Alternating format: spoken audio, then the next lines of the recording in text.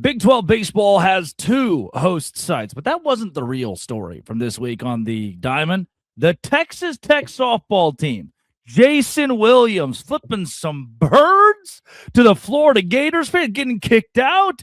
Oh, UF deserved every bit of this one. This is the Dos Grande squad. You're talking ball with the Big 12 squad. From Oklahoma State to Utah, from Kansas State to BYU, from Houston to Texas Tech, it's the local experts of the Locked On Podcast Network bringing you scoops, breakdowns, and the most comprehensive preview of the upcoming Big 12 weekend. Buckle up, it's the Big 12 squad, and we have a seat for you. No hurt feelings and thin skin allowed. Squad up, you're part of the Big 12 squad.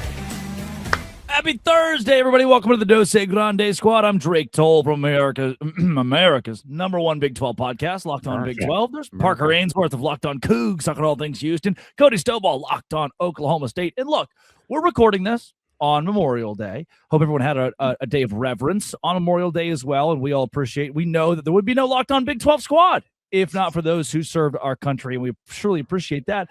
But just the 3 of us holding down the fort. Appreciate you guys being here on a holiday, and we're going to give you a great show where we don't talk that much Oklahoma State, Houston, or Baylor. We're going to go around the Big 12 here and give some love to the entire conference. Even Cody's wearing a Kansas shirt because he lost a bet. If you hit subscribe, we get to keep our jobs. We're going to start with Big 12 softball, Big 12 baseball, namely this Texas Tech story, and Jason Williams, who now hates, like notable Florida man, Jason Williams, who hates Florida. He was always an odd fit as a Florida man. I mean, like in some ways, I guess he is like the Florida man, but like he's very much from West Virginia and all that in his background, and like just so happened to play at UF, which is a weird deal. He feels more Big 12. I'm glad we got him. In a trashy but kind way, and like a kindly trashy way. Great shout, Parker, and we'll start with that. Then we'll get into, I think, a couple segments for those football fiends out there. CBS just dropped its post-spring power rankings in the Big 12, and BYU jumped Texas Tech for the top spot. We'll talk about that a bit, but where's Houston? Where's Oklahoma State? I think both those schools are too low, and we'll also talk about the bottom feeders of the Big 12. A lot of football on this program. You're going to get a whole lot of Big 12. If if you hit subscribe, we get to keep our jobs. Can't say it as many of them. No. Jason Williams, his daughter transferred from Florida to Texas Tech and Super Regional in Gainesville.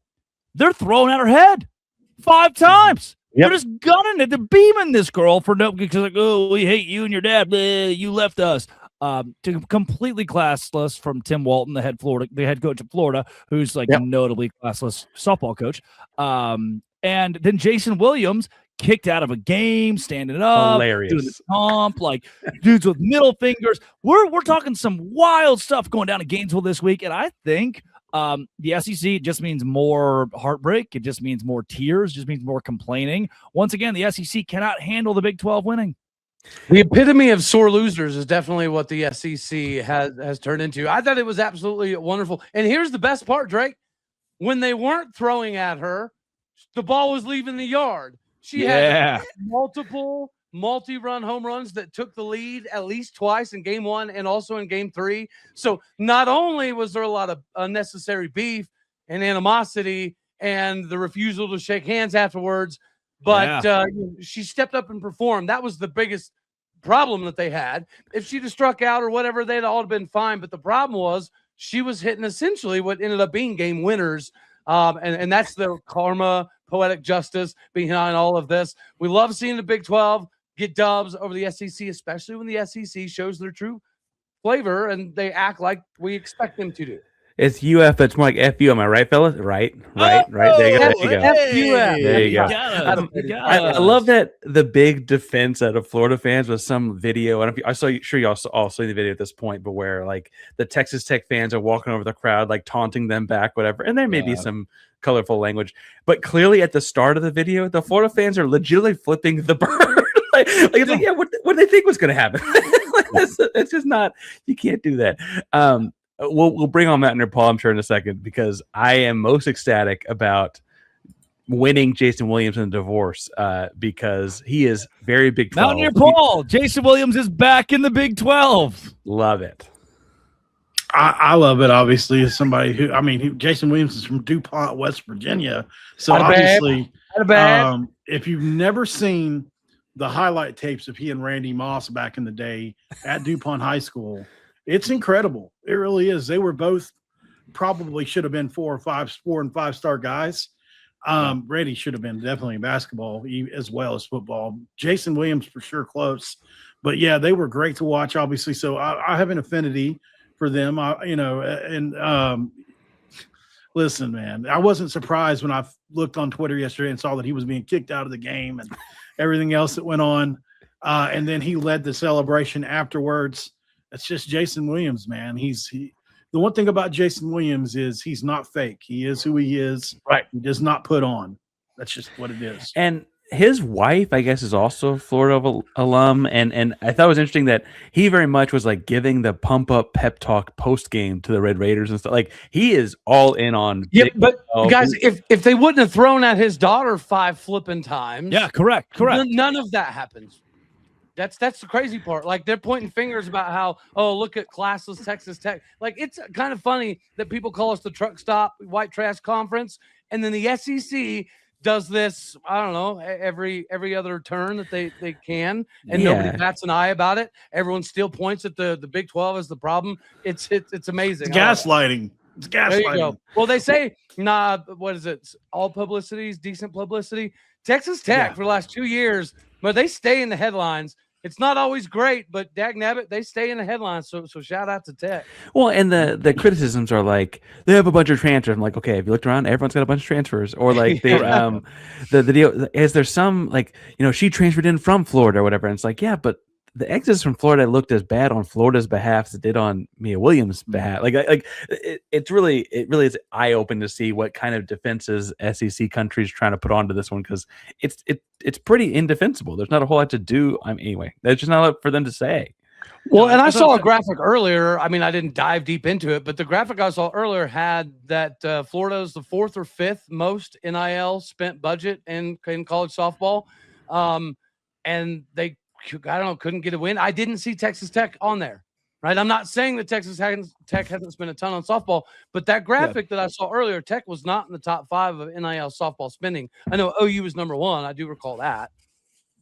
That's not a surprise. Right. No. The deal with Tech is the World Series. Yeah, they didn't miss the World Series. It's SEC where it means more. And no, I think that the deal with the Tech is that Najee Kennedy is making a ton of money. I don't know how much the rest of the roster is actually making, right? That's the thing that. That's the real question is how much did Maya Williams make for herself yesterday? Well, that's what I'm saying. It's not like Florida. It's not like Florida couldn't afford it to have kept her, right? They easily could have from the financial figures that are being put out. So again, why they have so much animosity, it's kind of wild to me. I didn't know that this existed coming into it, because as Parker mentioned, in the transfer portal, we all have a bunch of portal people. It's just the way that it is. And at the end of the day, it's not like Texas Tech probably offered outlandishly more money than Florida, because Florida has the 4th or 5th most NIL spent roster in the country. It's just it's crazy that they were holding that level of animosity. Let's keep it on the diamond here. Go to baseball. We got Mountaineer Paul now. West Virginia, Morgantown, the place to be this weekend. Oklahoma State. What can the Cowboys? Where's the Cowboy update here? Where's the barometer? And Houston is not new coach. This is the Dose Grande squad. Today's show is brought to you by Indeed Sponsored Jobs. Indeed Sponsored Jobs is exactly where I go when I need to make a hire. Workplace chaos, deadlines stacking up, inbox overflowing. The one position you have to fill is still sitting open. Indeed Sponsored Jobs helps you narrow down the right candidate for skills, experience, location. And here's a stat for you. In the minute I've been talking to you, companies like yours made 27 hires on Indeed, according to Indeed data worldwide. If you're hiring, spend less time searching and more time hiring. And listeners of this show get a $75 sponsored job credit to help get the premium status it deserves at Indeed.com/podcast. Go to Indeed.com/podcast right now. Support our show by saying you heard about it on this show. Indeed.com/podcast. Terms and conditions apply. Need to hire? This is a job for Indeed Sponsored Jobs. It's Cody Stovall, Parker Ainsworth, and Mountaineer Paul. Yeah, Parker. He's got the brown bag on his head for old Houston baseball segment. If you love antics like that and want ad-free Locked On shows every day, go to LockedOnCougs. Supercast.com, Locked On West Virginia.supercast.com. You get the gist for our everydayers for ad-free Locked On shows. Parker Ainsworth, will the sun ever shine again? And okay, hold on. I'll preface this. Sark said it. He could beat any team in the Big 12 with his 2s and 3s. You go recruit the 2s and 3s out of Houston area high school baseball, you could beat anybody in the country, yet Houston sucks. So I will say that by the time this comes out on Thursday, I think we'll have an answer. And you have an inkling of who that answer will be? We're recording Monday. Yeah, we're recording Monday, and I keep hearing Will Davis, who's the head coach at Lamar, knows the athletic director Ed Nunez from when he was an assistant coach at LSU. Eddie was on this administrative side at LSU too, so there's some connections there. He's had a pretty good run at Lamar, knows the area, knows how to do a lot with a little.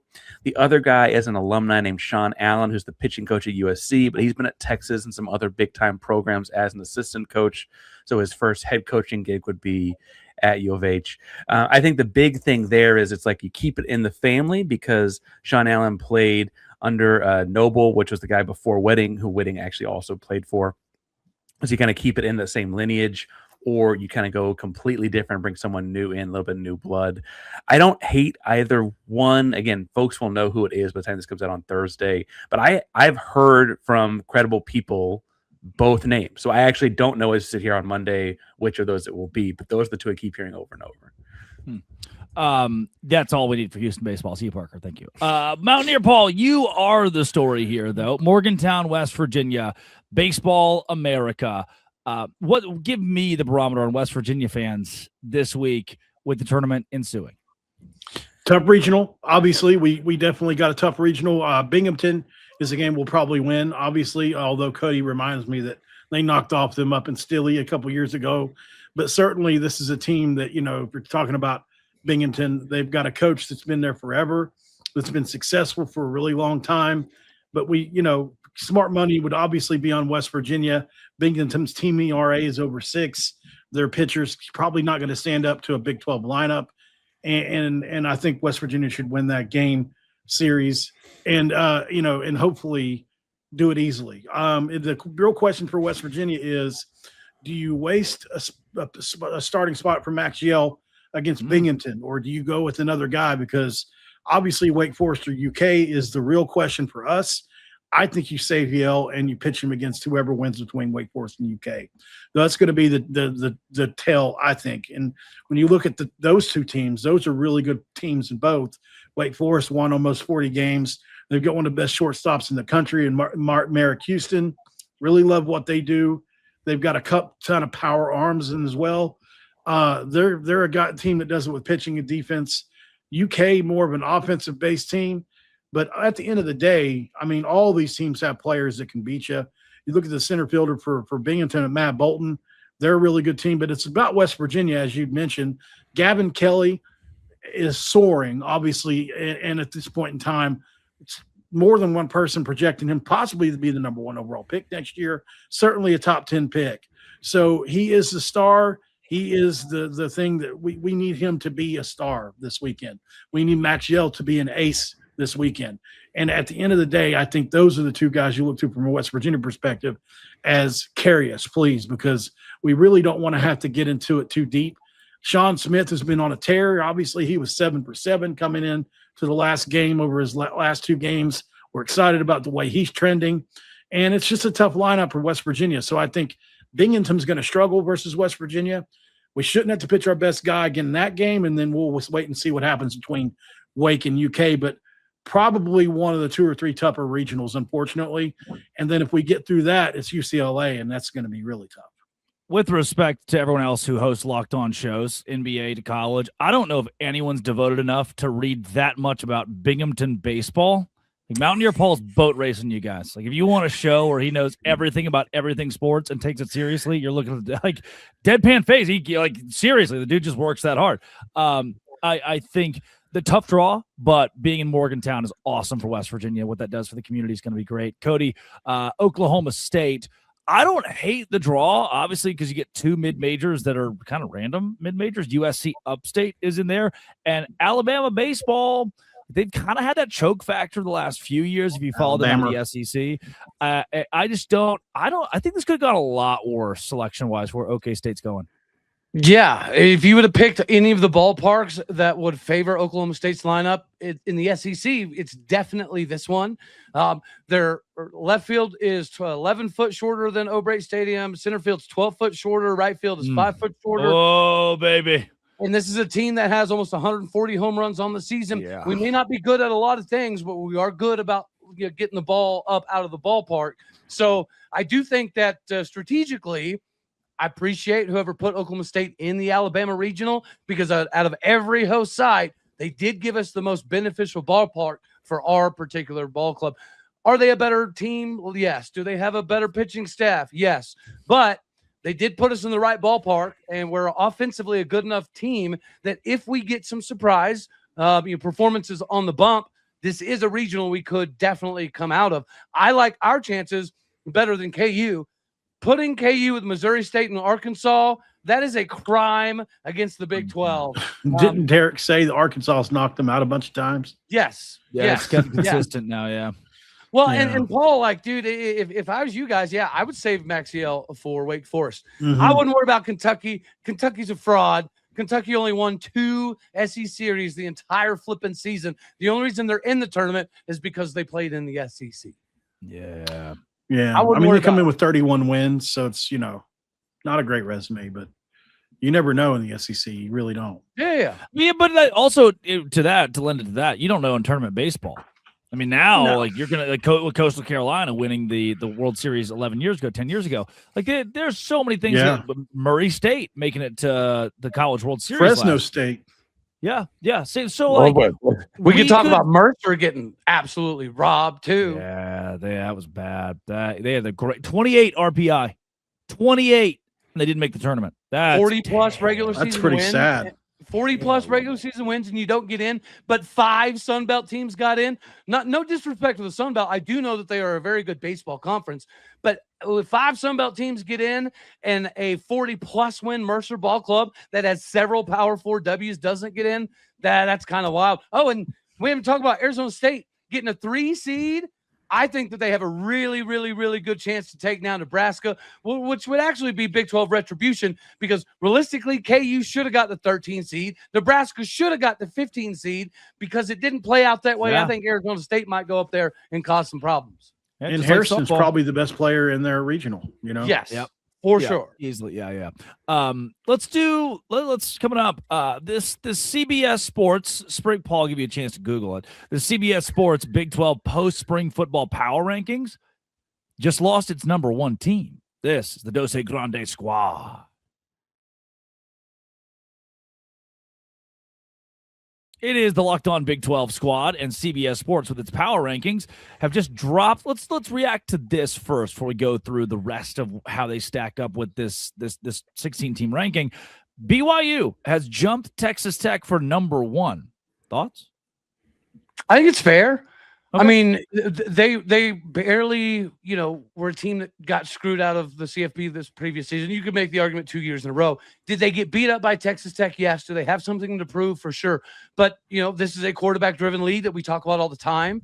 And I like Will Hammond, and there are reports out there that he might be ready for the beginning of the season. But if he's not, you just cannot take away the fact that Brennan Sorsby and Will Hammond are not quite the same level. So when you're talking about the Noah Fafitas of the world and the Devin Dampiers and the Connor Weigmans and the Drew Mestamakers, I do see that Texas Tech takes a little bit of a step backwards, and BYU is the rightful team to step in there. Now, and to be fair, there's parity. Things can happen we have no idea of, a la Jake Retzlaff is bounced. BYU drops in the middle of the pack in the Big 12, and then they have a better quarterback statistically sitting behind him who's 17 years old. Some crazy things can happen, but on paper, going into next season, Texas Tech is significantly worse without Sorsby. Here's what I think is a very funny line from this power ranking. It says, the Red Raiders had the worst offseason of any Big 12 team after losing quarterback Brendan Sorsby. What about the other Big 12 team that lost quarterback Brendan Sorsby in this same offseason? What are you talking about? That's funny. I think the crazier thing you said there, though, is that BYU played a 17-year-old, because those guys usually show up at like 22. So that's a whole separate And was Arizona State punished for losing Sam Levitt as harshly?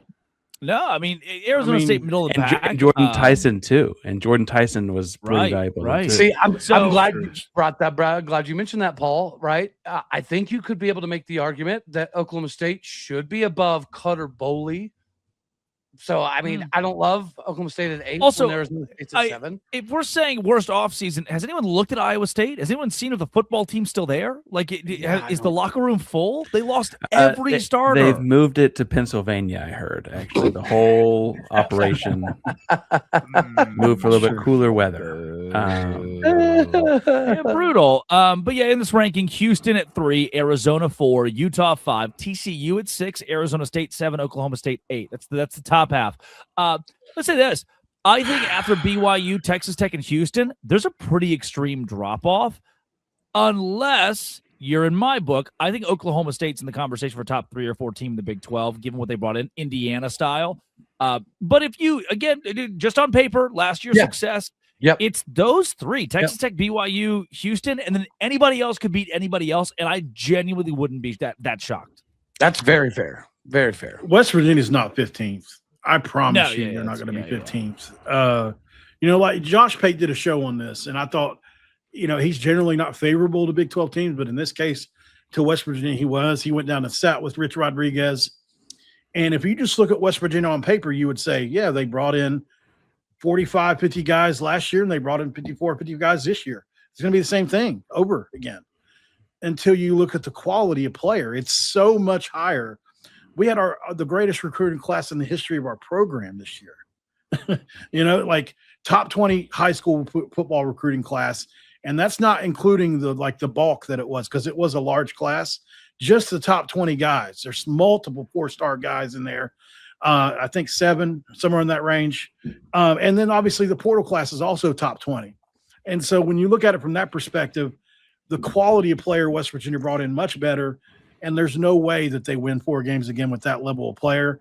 It's going to depend on a lot, obviously, but we think that we have we're going to have a really good offensive line. $5 million sunk into that, as well as obviously Cam Cook coming back in, who led the nation in rushing last year, who completely gets disrespected all the time. I was about to say Cam Cook might be the most underappreciated portal guy in the Big 12 that nobody talks about at all. He almost 2,000 yards last year. It's crazy. I want to preface with some positive about West Virginia because I don't want to sound too negative. I agree with you. I don't think they're going to be 15th. I think they're better than UCF, Baylor, a handful of schools at least. Like, I think that's very. I think they're better than they were a year ago. Damn, man, they could be better than TCU this year. I wouldn't be shocked by that. I have the trip to Morgantown for Houston Circle as one of the games that worries me the most. That's a hard place to play, and I think that those are all true things. I think though, Paul, what you're looking at here is like actually how good the conference as a whole had a pretty impressive offseason. Houston also had the best recruiting class in school history and a top ranked, depending on which one you're looking at, XYZ ranked portal class. I think multiple schools had that. And so relative to the conference, I think that's actually kind of patting the whole conference on the back. It's like, hey, everyone did this. Everyone, Oklahoma State too, everyone had a good offseason. And that's why West Virginia is getting down. Now, I don't think State. Someone has to lose, right? I feel like though that I don't think West Virginia is as low as they're ranked there. That's very valid criticism. I just think that when you talk about it's one of the best schools, and it's like lots of schools are saying that this offseason because it was that good across the league.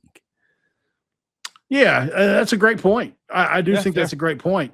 I think with West Virginia specifically, the way I look at it is where we got better the most is with the offensive line. Obviously, we had 2 returners and then 2 guys coming from Jacksonville State that know the offense already, with the running back that ran behind them for almost 2,000 yards. So I think where we're going to make the most hay is in that running game. Obviously, if Mike Hawkins Jr. turns out to be a dude like they're saying, that's where I think West Virginia becomes dangerous. Every time you give Rich Rod a trigger guy that's a lead on the ground and Hawkins is a 4-3 guy, that's where I'll be interested to see if West Virginia can be better at. Because if we can run it this year, I really do think that we'll win a lot more games than some other teams that can also run it, because it's just it's the way West Virginia wins under Rich Rod. It's just how they've been good. But certainly we have questions like a lot of teams too. So I just think that we continually get undervalued just because of the last 7-8 years, right? I mean, it's been a rough 7 or 8 years, And until we finally prove it one year, it's not going to change. And people are content. It's like, we're not at Kansas's level, but it's that kind of people are sour on us. That's just what it is. To the inverse of the same point, I guess. By the way, CBS has West Virginia below Kansas, which is crazy. I think Arizona State at 7 is also like, I understand that Dillingham's still there, and like I'm sure they spent a lot of money in guys that I have not heard, but like Cutter Boley replaces Sam Levitt. Well, 7's fair. 7's fair. It's Arizona State's got a good infrastructure. I'd like them there. I wouldn't have them any higher though. I'm not that high on Arizona State. I think I kind of like giving Avery Johnson and Colin Klein together at Kansas State more though. I agree. I don't believe in TCU like that. I don't believe in Utah like that. I think Arizona's going to see a regression. I'm not. That's the part of the Big 12 that I'm not completely sold on yet. We've seen Fafita win the Alamo Bowl against Oklahoma. We've seen Fafita miss a bowl game. We've seen a. Brent Brennan won back a lot of favor last year. Oh yeah, for sure. And Houston beat them. I will say I thought Fafita was fantastic. He played a great game. I do want to ask, because Drake, you even said the top 3 maybe a little bit too low. Maybe should Houston have taken a little bit of an uptick with Brendan Sorsby being out, Parker? So I've been saying for a while now that I think that Houston returns both coordinators, their head coach, and their starting quarterback, and a handful of like their leading receiver and all of the team that won 10 games last year. Like there just aren't many teams in America that can say all of those things at the same time. Yeah, BYU can't. Can't. Right. And like I think that's frankly, I don't mean to say that they're going to win 11 for sure. What about the lines of scrimmage for Houston though? What's that looking like? Per PFF, they got better at all 5 spots. They brought in a PFF All-American. Like they got better. They're better. I'd argue at every position except for tight end, and that's because they had a legitimate pro there a year ago in Tanner Kozell. Like I think that yes, if you're going to call them third right now, that's fine. They'll play Tech third week of the season with who knows at quarterback. That's kind of the story of Houston's offseason. It's like the first tough game out the gates for either team. We don't know who's taking snaps for them. Yeah. But I think that's kind of the deal. And like, look. Could they get got at Salt Lake against Utah or against West Virginia on the road because they're both tough places to play? Utah Absolutely. Lost its head coach and like 3 or 4 all Big 12, possibly all American caliber players. Yeah, I just more like mean it's a tough place to play. Houston's going to go on the road. Houston was undefeated on the road last year, but had a pretty friendly road schedule, right? And so I think that the deal is like they have 3 tough roadies this year. And I am including West Virginia when I say that. I know that I get flack because I think people think I hate Paul, but I actually like Paul a lot. I think that's a tough road game for Houston this year. I'm not worried about TCU or Baylor. Who are these people that think you hate me? I don't think you hate me at all. I just thought we had like a rivalry. What a duress. What a duress. Like to me, it's a competitive thing. Like it's nothing personal at all. I just like ribbing on you. You like ribbing on me. That's really as far as Parker, it goes. With the Brendan Sorsby, Will Hammond scenario, y'all should be 5-0 going into K-State before y'all play us. Well, I did a whole show. I'm sure Christian and I talked a couple times where we kind of landed on by the end of the show, like both of our seasons could very well be spinning on how that Houston-Kansas State game goes. Because, and at the time, Sorsby was still playing, but I was like, hey, 2 losses for Houston at that point could be catastrophic. Yeah. But also Kansas State's going to be kind of looking like, can they be the Kansas State of 2 or 3 years ago? So I think that's probably fair. Guys, Avery Johnson and Marcel Reed do have a lot of commonality. And so when I look at that Texas A&M offense, resurgence-wise under Colin Klein, that is the one thing that does make me a little afraid about K-State. That's a great point, man. They're carbon copies of each other, and they have very comparable. I would say Avery's more talented overall than Marcel Reed. Personally, I think Avery's probably got a better capability to layer the ball in between all 3 layers than Marcel. That's interesting. Yeah. One last thing, too. I think Jason Beck's probably one of the biggest losses nobody talks about. Yep. Nobody talks about it. Great way to end it. That's why I think Utah has a regression. That Dampier, yes, but you lost your leading wide receiver. He didn't not even to the portal. He just left. He ran out of eligibility. And so many guys to Michigan. Did John Paul Daly go to Michigan? Well, the whole offensive line's in the NFL now. John, I say it too. I said John Paul Daly as well. One of the popes. Yeah. The whole offensive line's the NFL now too. I think that's like. So then you're like, they were so good on the O line last year. Utah's usually good there, but that is tough to replace. True. So. All right, that's Mountaineer Paul, Locked On West Virginia, Cody Stovall, Locked On Oklahoma State, and Parker Ainsworth of Locked On Cougs, talking all things Houston. This has been and always will be Locked On. Thanks for making our shows your first listen every single day. It's the Dose Grande Squad.